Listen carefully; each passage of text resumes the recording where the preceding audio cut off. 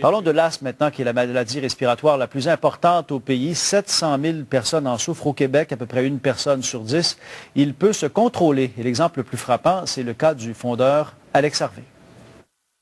Je suis capable de m'entraîner, de pratiquer le sport que j'adore. Le skieur de fond Alex Harvey souffre d'asthme, qui se caractérise par l'inflammation des bronches.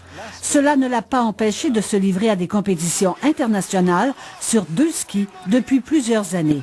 Mais sa mère médecin lui a appris à mieux comprendre sa maladie.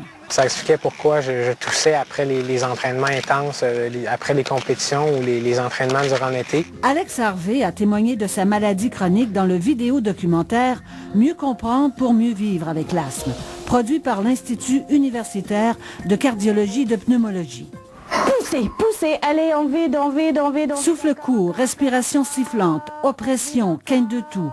Voici quelques symptômes de l'asthme qui causent rarement la mort. Par contre, le nombre d'asthmatiques a triplé depuis 30 ans au Canada. Les spécialistes ne savent pas trop pourquoi. Les gens sont plus exposés à des polluants ou à des allergènes à la maison. Il y a aussi probablement un changement dans le système immunitaire où il y a moins d'infections, donc réagit un peu plus à l'environnement qu'aux infections. Et les enfants sont de plus en plus affectés. Nathan souffre d'asthme modéré depuis l'âge de 2 ans.